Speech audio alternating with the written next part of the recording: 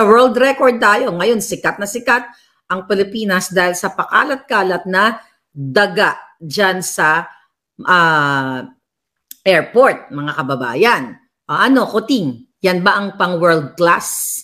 Yan ba? Diba, Sinoynoy, pinasikat tayo nung panahon ng Kadilawan, pinasikat tayo sa panimbala. Diyan po ninyo ako nakilala. Nasa presidente, okay? Yung will na kailangan disiplinahin mo yung tao mo. Ano nangyari? May nagtanim ba ng bala after Duterte? Meron bang isang tinamnan ng bala na nag-extort ng pera during the Duterte's time? Wala. Anong ibig sabihin nito? Ibig sabihin weak. Sinusurot bangag na bangag ang inyong presidente. Ang presidenteng hindi naman umaacting ng presidente itong hinayupak na ito. Ito nga mga kababayan, bago natin ituloy ang video na ito, kung bago ka lang sa aking YouTube channel baka pwede makahingi ng like at subscribe at click mo na rin ang notification bell para updated ka sa aking nilalabas na bagong video. Salamat po. Let's talk about muna daga ng Pilipinas. So nakita nyo na sa New York Post, okay? Nasikat na naman ang ating bayan sa mga dagang kosta, di ba? Dagang kosta, di ba yung puti? Mga dagang walang kabusugan, dagang mga bulok, katulad ng ni Lisa Smugs, di ba? Daga na ahas pa. So nasa New York Post, nasa international news tayo, kaya susunod na yan si Lisa Smugs.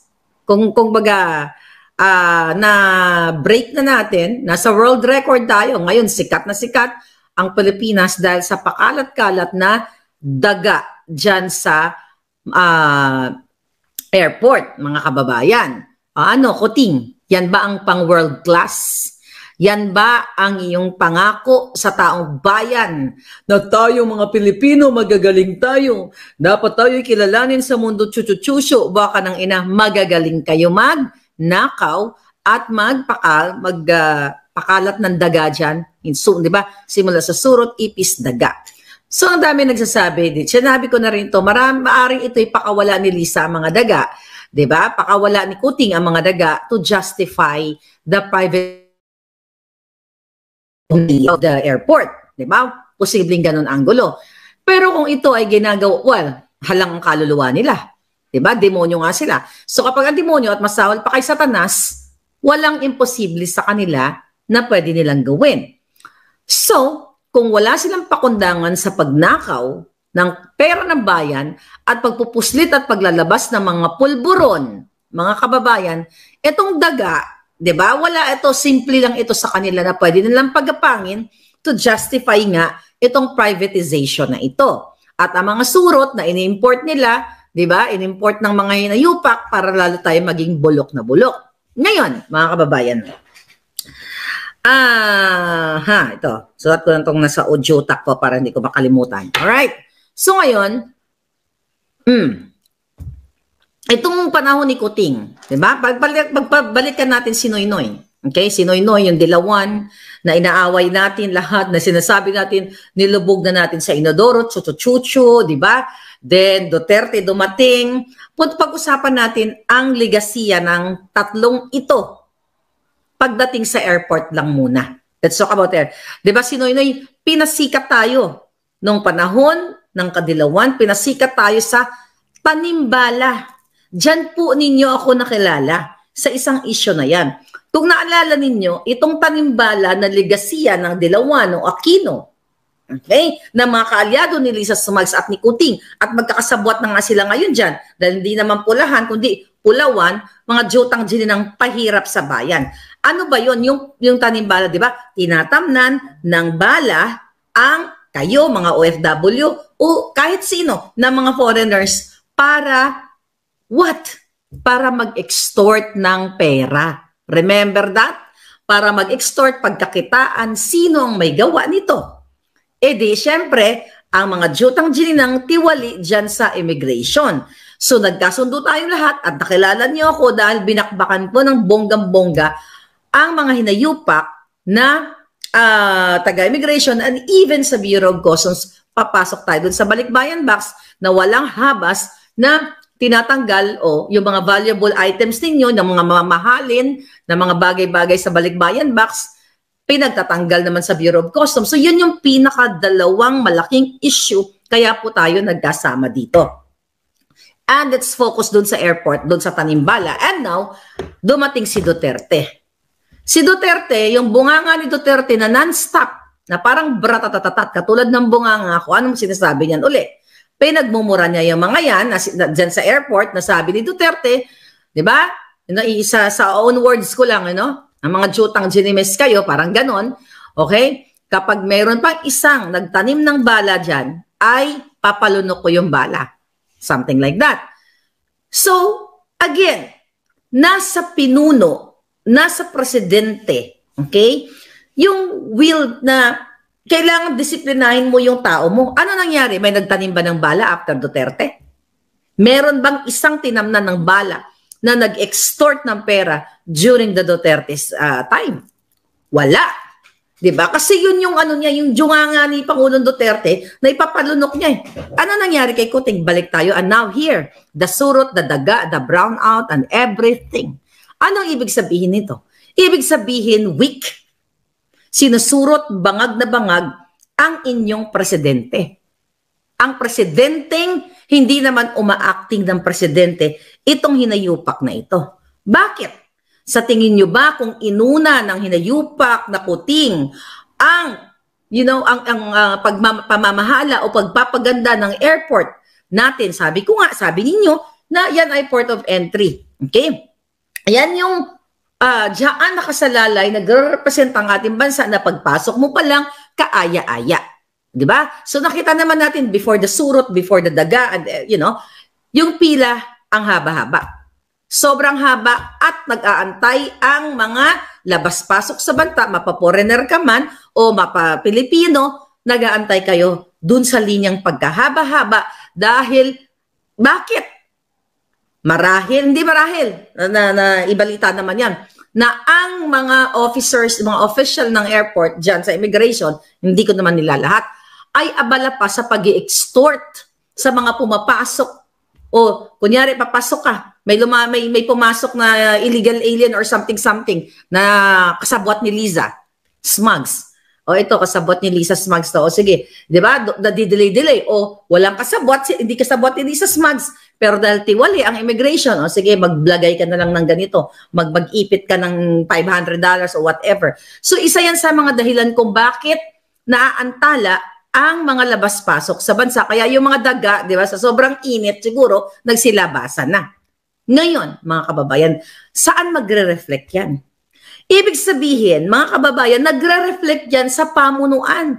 Dahil kung ang pamunuan, si Kuting ay iniisip niya, isinasaalang-alang niya na proud siyang Pilipino, na totoo, na proud siya at gusto niyang protektahan, pagsilbihan, pagyamanin ang ating bansa. Mga kababayan, walang lalabas na daga dyan.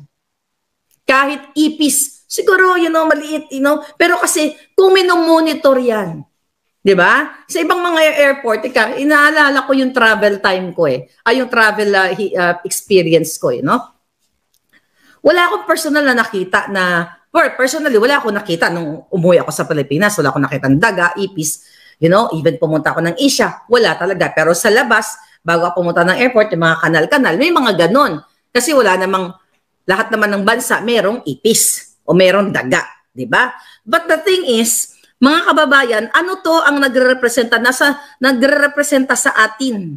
Okay? Na italaga na tayo, pang world record na tayo. Well, nasa world record na. Kasi pinag-usapan na tayo sa international. Kaya nga sabi ko dyan, Liza Smugs, ahas, ikaw na ang susunod. Kakarayin kita sa pang-international. Kasi favorite ninyo Gusto niyo magpasikat, kakarayin kitang buwakan ng inaka.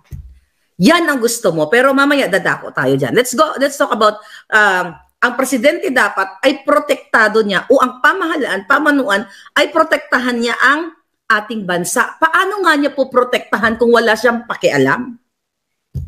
Di ba? Ano ang mga moto-moto ng mga jutang gini ng mga police to serve and protect? It's the same thing sa presidente, to serve and protect. protektahan. Okay? Sino ang poprotektahan mo? Ang bansa mo. 'Di ba? Mahaba, wide 'yan ang ibig sabihin ng protektahan. Protektahan sa mga dayuhan, protektahan ang ating bansa sa mga mananakop, protektahan sa mga local T o mga rebelde o mga, you know what I mean? Pero anong ginawa ni Kuting?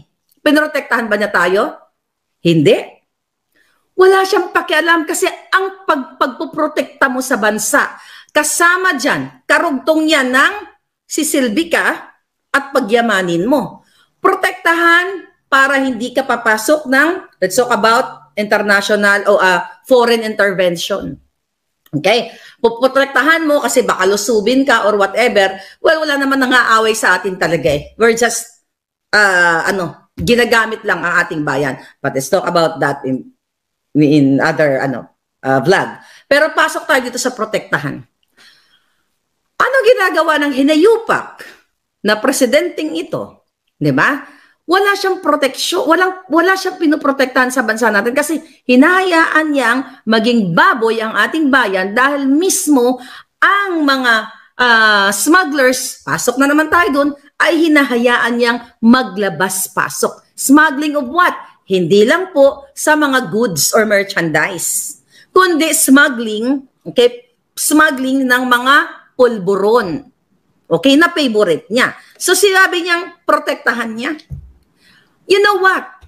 Kung tayo ay may capital punishment na gurgor, okay, gurgor sa mga nagsasmuggle ng Coca-Cola na paborito ni Marcos Jr., sasaya ang mundo ng natin. Maganda ang Pilipinas. Pero ngayon, wala tayong gurgor na, wala tayong gurgor, you know what I mean? Na parusa, kaya hindi tayo protektado kasi mismo ang presidente niyong bangag na bangag ay paborito niya ang Coca-Cola o pulburon.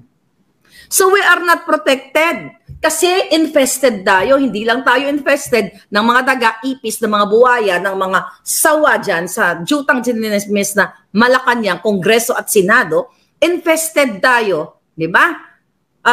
Pinasok na tayo ng lahat ng masasamang elemento. At bakit tayo pinasok na masasamang elemento? Dahil muli, sasabihin ko sa inyo, ang presidente ninyo at ang First Lady ahas ninyo ay nakikipagsabuatan sa mga masasamang elemento na nagpapalabas-pasok. Pakita natin si Sayarot. Okay.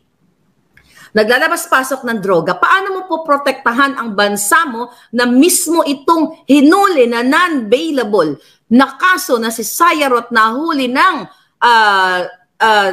nag-export at nagmamanufacture ng pulburon na paborito ni Kuting ay isinasama pa sa kanyang state visit. Ayan po, nakikita nyo naman yan. Yan ang picture nila nung sila ay nasa New York. Diba? Non-bailable pero nakalaya si Sayarot dahil nga naman sanggang dikit na mga buwaka ng inang yan. So paano mo poprotektahan yan, Palangga? Diba? Ngayon, let's talk about pagsilbihan.